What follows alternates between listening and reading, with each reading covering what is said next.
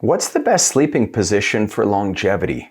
Well, many of you have probably heard of the term sleep apnea, and if you haven't, you're going to want to hear this. If you snore, or if your spouse snores, or if you wake up in the morning with a dry mouth, like so dry where sometimes it feels like your tongue is numb, this video is going to be for you, because what I'm going to show you is it's not just the position you sleep, but it's actually how you place your throat that can interfere with your lifespan. In fact, one of the research articles that we found, it discovered that people with sleep apnea shave off 6 years of healthy lifespan, and they also don't feel as energized in their day-to-day work. And so I'm going to help you prevent this by some of the things that we'll talk about today in the video. So let's dive into the science.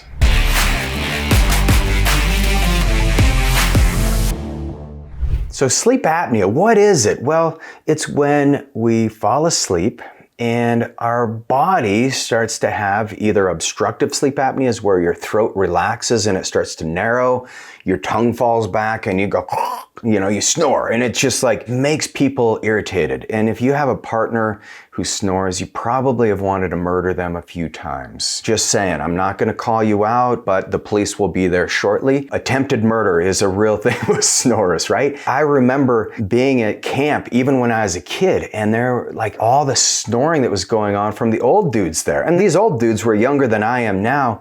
And I was so irritated. I was like, what is going on?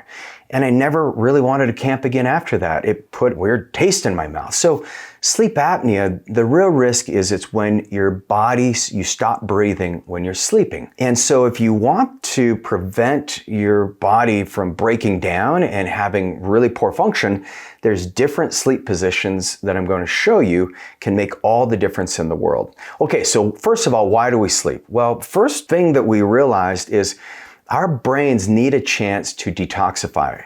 And you have what's called lymphatic circulation, and this lymphatic fluid in the brain, it needs to get flushed out. So just like taking out the garbages, your brain has to do that every night, and it consolidates memories. It removes all the things that happen in the day that were not meaningful, and the things that do, the important things, that gets processed and put where you want it to be put in your brain. It gets transcribed in your hippocampus, and I have a lot of videos on this if you go back to my YouTube channel on cognition. But the other reason why we sleep, because it allows our body to reset. And it's really great for growth hormone to repair all the damage from the day before. And so what is the best sleeping position? Well, when it comes to a condition, sleep apnea, one of the studies that we found, they looked at the difference between using a CPAP device. So a CPAP device, if you do have like moderate or severe sleep apnea, a CPAP device pushes air and forces your lungs to breathe. And it's like a Darth Vader mask, and some of the machines have gotten much better, but it can be cumbersome. I've had a lot of clients, they wake up and they've peeled off their mask in the middle of the night, and it's really dangerous. And so this CPAP actually can help your lungs move, and it helps keep you breathing throughout the night, and it mitigates snoring. And it's a miracle cure for a lot of people's marriages. So really important if you snore. But when researchers looked at the difference between changing posture at night versus CPAP, what they discovered is that changing postures actually helps substantially. And they found that people in the right position at night, they could breathe better. And yes, there's a great position for spinal alignment that doesn't necessarily help you breathe. And so there's a trade-off, but they found that the CPAP still worked the very best.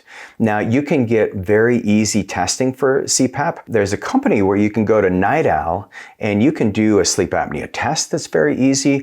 And then there's devices that you can use that sometimes it's just a mouth guard because your tongue falls back.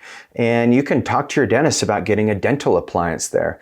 Sometimes it can be as simple as just having some oxygen pushed into your nose. So it doesn't have to be super invasive. But what researchers realized is they started looking at the different positions.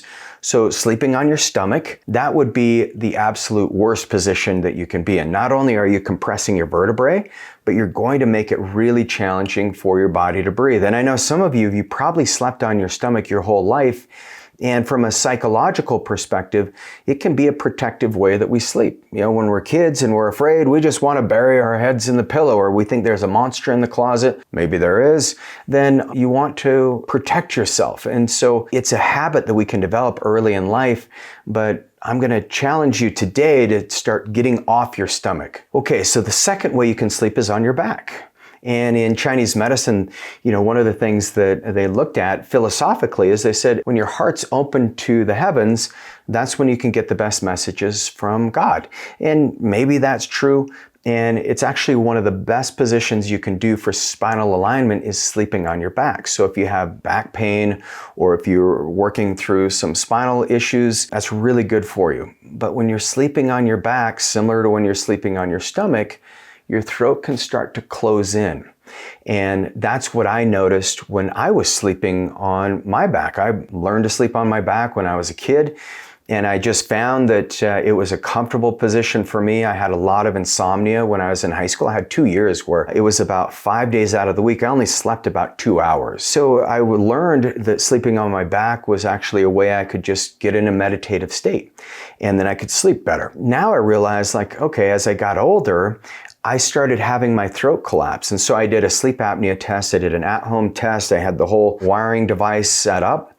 And sure enough, I had mild obstructive sleep apnea. And it was because my wife was like, I'm going to murder you. And I was like, And she was like, I thought it was only from people being overweight. And I was like, well, maybe I am. I don't know. I'll go on a diet. I'll do whatever. But I found out that it was the position that I was sleeping in. And yes, my dentist made an appliance for me. I didn't like the way that it felt in my mouth. And so I learned that if I slept on my side, it was actually much better. And so a lot of you are asking, okay, well, what side to sleep on? Because there's essentially 4 positions you can sleep on. You can sleep on your stomach, you can sleep on your back, you can sleep on your side.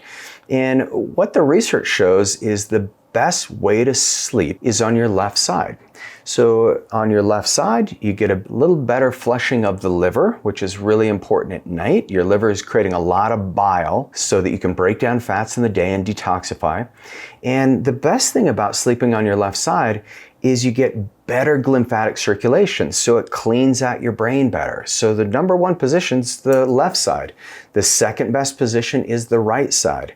On the right side, it gives your heart a little bit of a break and your heart can pump just a tiny bit easier and you get better blood circulation, but it's not quite as effective for the brain. And there's interesting studies where they actually looked at rats and they tested all these different metrics and they found even rodents sleep best on their left side. So when you put your rat to sleep tonight, make sure it sleeps on its left side.